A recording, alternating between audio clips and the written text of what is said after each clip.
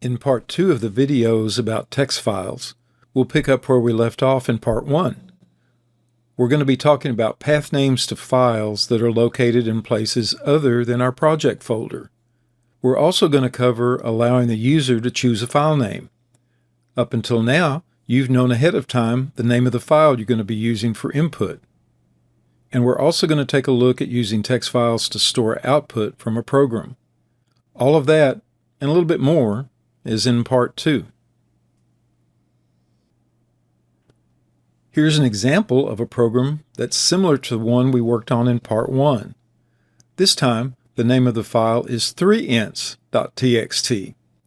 Otherwise, it's almost identical to the file named 4ints.txt from part 1. Let's run the program and see what happens. It looks like the if statement on line 18 is false because we're getting the error message from line 28.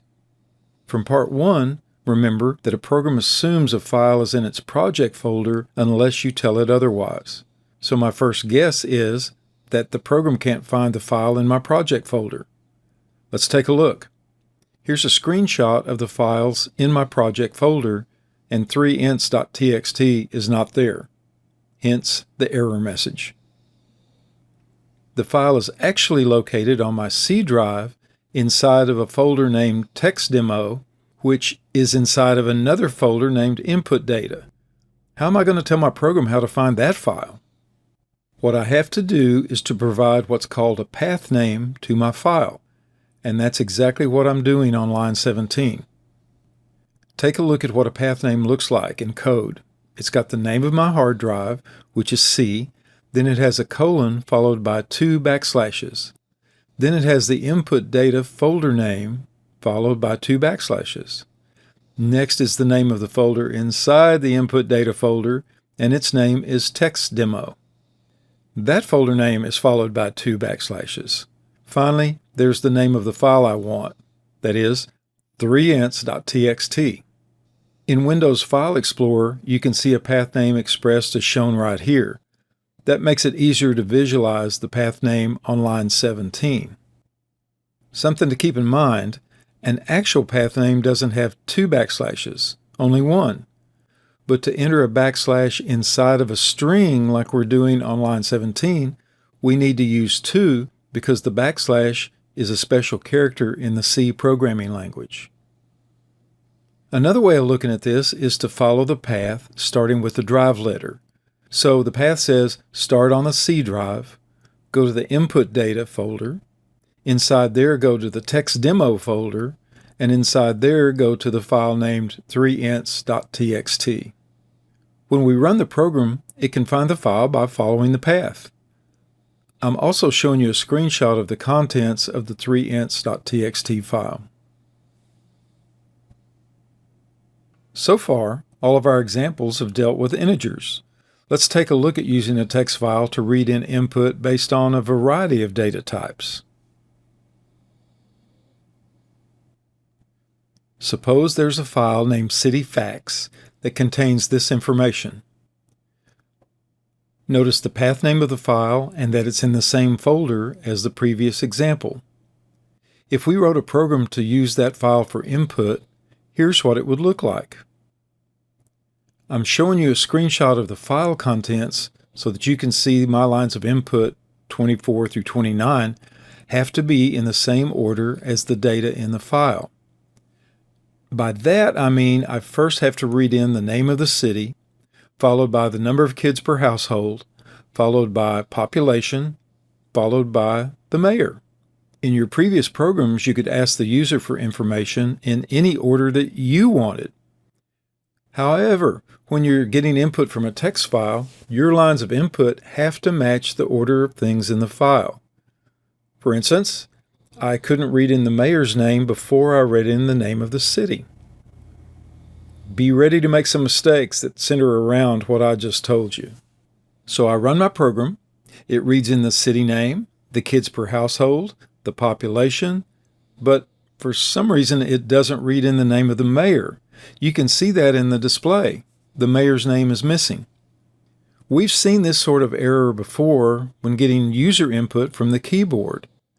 And that error occurred mainly when we had a number input followed by a string input. A similar thing happens when using text files. Look on line 27 where I'm reading in the population. The very next thing that I read in is a string. And for the same reasons that this error happened previously, it's happening here. So we'll use a similar solution, namely the getC function.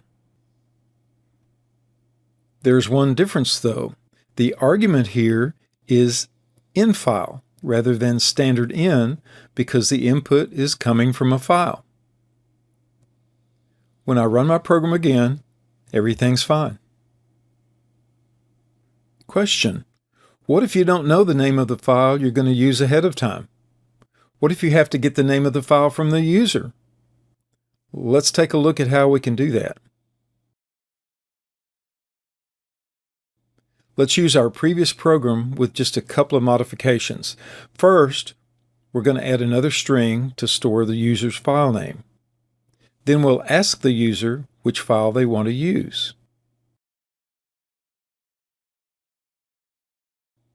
Now, where we would have entered a string literal for the file name, we're going to use the string variable that contains the user's file name. It's important that you see we leave everything else just the way it was. That is, all we're changing is where the file name is coming from. When we run the program, the user can enter the file name. That means they have to enter the full path so that the program can find the file. And once again, that path uses single backslashes, not double ones like we used in the string literal path name. Okay, so far we've looked at how to use a text file to input information into a program. Let's turn things around and use a text file to store information as output from our program. Here, I'm going to ask the user for their name, their IQ, their wage, and their first initial, in that order. Then we're going to save the information into a file as output rather than displaying it on the screen like we've always done before. The first thing I'm going to do is to change the name of my file variable to outFile. Now that's just to remind me that this is going to be used to store data into. There's nothing special about the name outFile. Starting on line 31, I'll ask the user where they want to save the data, and I'll get their string input. Now when I ran my program, I discovered that it skipped over letting the user enter their file name. The reason was on line 29, when I got one character from the user, it ended up leaving an end-of-line character in the buffer. So I have to add a getC function to remove it, and that's what I'm doing on line 30. Now on line 36, I'll open my output file just like we opened an input file, except now I put a small w in double quotes to indicate that the program is going to be writing data to this file. On line 37, I'll check to make sure that the file opened. Look at lines 39 through 42. They all act very much like our old friend, the printf function. There are two differences though. First, because this output is going to a file, we use the fprintf function, where again, the first F stands for file. And the first argument to that function is the file where we're sending the output. For instance, here we put outFile. The rest of the fprintf function works just like the regular printf function. On line 43, I'll close the file. And like we did before, lines 45 and 46 will tell the user about an error in case the if statement on line 37 turns out to be false. When we run the program, it asks the user for their information and then asks them where they want to save that information. As before, the user enters the path name to the file that they want to use using single backslashes to separate the parts of the path. Look at the display. The program ends without displaying the user's information at all.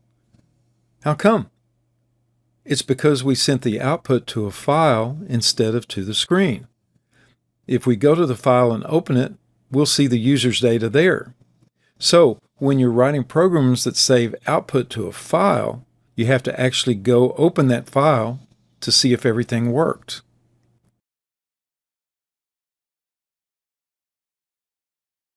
Suppose I have this really important file named importantstuff.txt on my hard drive.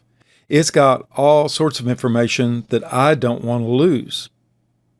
And then I write a program that looks like this one. It's opening a file named importantstuff.txt, but I'm opening that file to save data as output. You can tell because of the lowercase w in the fopen statement. So all I'm doing here is opening the file and then immediately closing it. What harm could that do? I run the program, it shows no output on the screen, and the program ends. But here's what just happened. I go back to where my important stuff file is and open it with Notepad. And much to my dismay, it's empty. There's no way to retrieve my data. Notice out here on the right, it says the file size is 0. That's hardly ever a good sign. And where's that warning that I was about to overwrite a file? Well, it was out to lunch because there's nothing in our program that checked for things like that. As computer users, we're used to programs warning us when we're about to overwrite a file. But watch out! There are ways to check whether a file already exists. One of those uses the _access function in the io.h library. If you look it up in order to use it in your programs, make sure you look up the version with the underscore in front. Windows is a multitasking operating system, which means it can run multiple programs at the same time, but it imposes rules on those programs. For one, if a program has opened a file, another program can't access it to make changes. So, it's good programming practice to close a file once you're done with it. Otherwise, your program becomes sort of like this guy. Also, if you've created a file for output, there's a chance that all of your data will not get saved when you don't close the file. According to C's specifications, a file should get closed automatically if you forget. I tested this program that saves all the even integers between 2 and 1 million into a file. First, I ran it and made sure I closed the file. Everything was fine. Then I ran it again, but erased the close statement on line 24. Ran it again. Once more, it saved all of the output. Still, to be on the safe side, close the file. And if you're one of those folks that programs in other languages and you use text files there, make sure you close them there too. These text file videos should be enough to make you dangerous. Mess around with text files in your programs and let me know if you run into something that doesn't work. And thanks for watching.